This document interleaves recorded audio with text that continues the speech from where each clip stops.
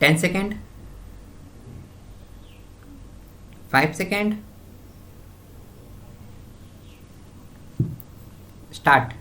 You have invited me here on an auspicious day for this auspicious opening ceremony. I have come here gladly for a variety of reasons. Perhaps some people might wonder what is the connection between Gandhiji and this great factory, for he was apparently not favored great factories. He thought much more of the village and the home. And yet I feel that this idea is due to a basic misapprehension. I quite sure that if it had been good fortune to have Gandhiji with us today, he would have been glad at the opening of this factory. This factory, like all factories, does not come in the way of his basic to develop the village industries and generally raise the standard of our vast rural and urban population. Some people take rather a narrow and lopsided view of Gandhiji. None of us perhaps is fully capable of understanding all the aspects of his many sided character.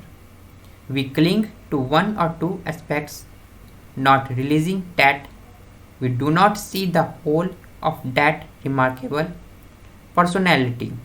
Many, I suppose, took the letter of what he said and paid little attention to the spirit, to the underlying philosophy for which he stood. He will remember that often he let us have some glimpse into his mind which would show that mind was deep and wide and looked not only at the millions of our people but at the whole of humanity functioning at a particular moment in India as the leader of a great struggle against a mighty empire. He brought methods and tools into play which were particularly suited for that struggle as well as for the constructive activity of the nation. He laid stress on village industries and curiously enough even those who were critical of him, who were skeptical about village industries and the like today, stand for village industries and the development of our rural areas. Others have arrived only gradually and the painful process of reasoning at the conclusion he arrived at initiatively, and there is no conflict between that conclusion and this factory or other big factories that we might build because we try to coordinate the two approaches. There can be no real well being or advance in material standard in India without the big factory. I shall venture to say that we cannot even maintain our freedom without big factories. We cannot keep pace with the modern world unless we adopt the latest techniques, whether it in for the big factory or the small or for village industry. We cannot keep pace with the modern world unless we utilize the source of power that are available to the modern world.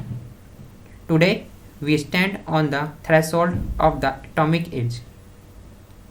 Enormous new resources of power have been placed at the disposal of man, whether he used them for good or ill only for future will show. What we do know is that the power is there and we cannot ignore it.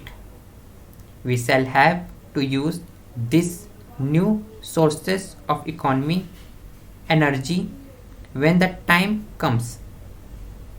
At the same time, everything has ultimately to be judged in terms of human welfare, and the only real yardstick we can employ is the happiness of our 360 people.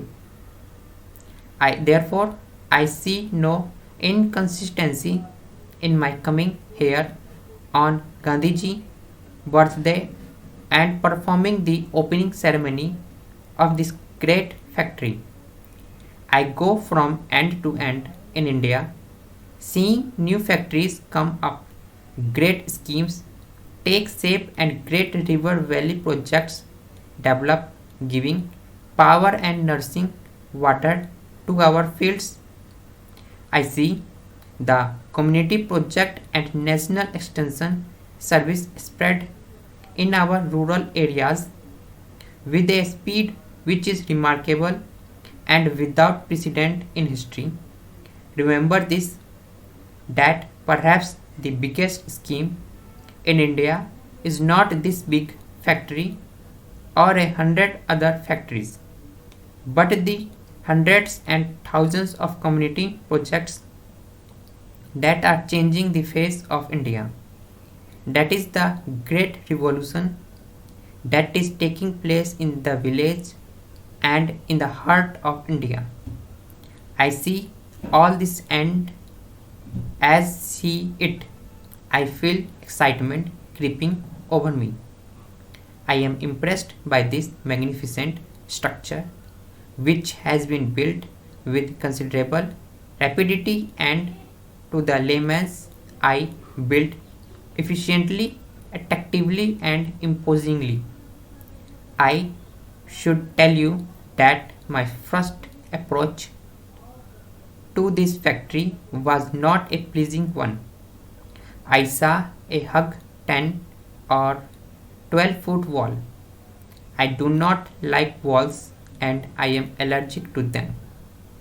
I have had too much of walls in my life, and his big 12-foot wall, mile upon mile, without a break, almost gave me a headache when I was coming here. I am told that a great part of this wall is not part of this factory at all, but a relic of the great repair shop that was here one. Evidently, the builder of this factory has carried on the tradition, because I saw the wall being continued right up to the main gate.